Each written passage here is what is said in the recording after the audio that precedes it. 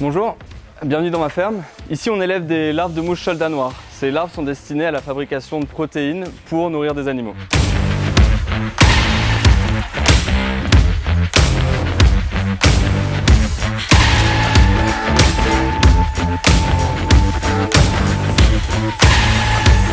Alors nos larves sont nourries avec des déchets alimentaires. Ces déchets alimentaires, on va les trouver dans les marchés, dans les rues. On les récolte, on les ramène sur la ferme. Ensuite, on va les donner à manger aux larves. Ces larves vont les transformer en compost, comme on peut voir ici, cette matière noire. Et les larves elles-mêmes sont transformées ensuite en protéines. Allez, venez, je vais vous montrer comment tout commence. Et voilà, c'est par ici que tout commence, dans ces fameuses volières. C'est là où se trouvent nos géniteurs, les fameuses mouches soldats noirs, qui vont pondre des œufs. Ces œufs vont ensuite se transformer en larves. Ces larves vont ensuite manger le déchet organique qu'on a pour le transformer en compost. Et les larves vont elles-mêmes être utilisées comme protéines, comme base alimentaire pour des animaux.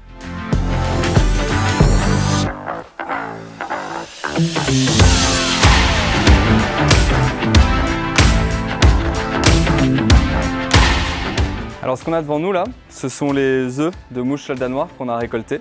Les mouches vont pondre les œufs dans ces pondoirs. Ensuite on va récupérer les œufs de ces pondoirs pour les mettre dans ce bac. Une fois qu'elles vont éclore, elles vont tomber directement dans un substrat qu'on aura préparé au préalable. Et ce substrat va permettre aux larves de se nourrir directement et commencer leur transformation alimentaire et leur grossissement.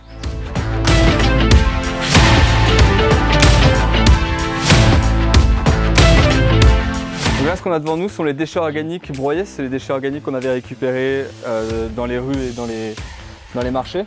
Ces déchets organiques comportent énormément d'eau, ce qui va créer un environnement très agréable pour la larve pour se développer. Elle a besoin de beaucoup d'humidité pour se développer.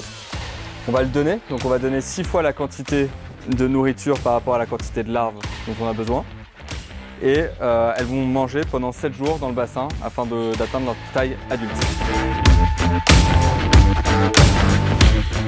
Il y a un des aspects très importants de la production de larves, c'est le passage de la larve à la mouche. Ce passage, il s'effectue lorsque la larve devient noire, comme celle-ci. Pour ce faire, il faut les mettre dans des bassins spécifiques, comme cela, on en a plusieurs, qui leur permettent de grossir au maximum et d'engranger assez d'énergie pour leur phase de mouche. Une fois qu'elles ont assez mangé, elles vont monter par cette petite rampe, tomber dans ce bac, on les récolte et on les met dans les volières.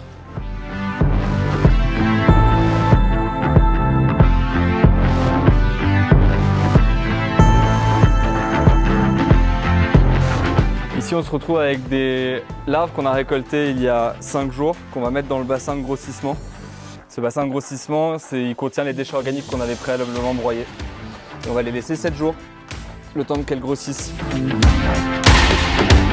Alors là on a les 3 produits finis devant nous. On a de la larve séchée, ensuite de la protéine qui est extraite de cette larve, et après le substrat.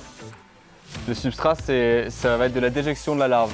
Les 2 composants qu'on arrive à produire, donc la protéine et le compost, sont 2 composants qui ont une forte valeur économique, qui sont moins chers que les aliments qu'on peut produire sur le marché actuel. C'est une protéine qui est très demandée, qui est moins chère, qui permet de développer certaines activités comme la pisciculture et l'aviculture.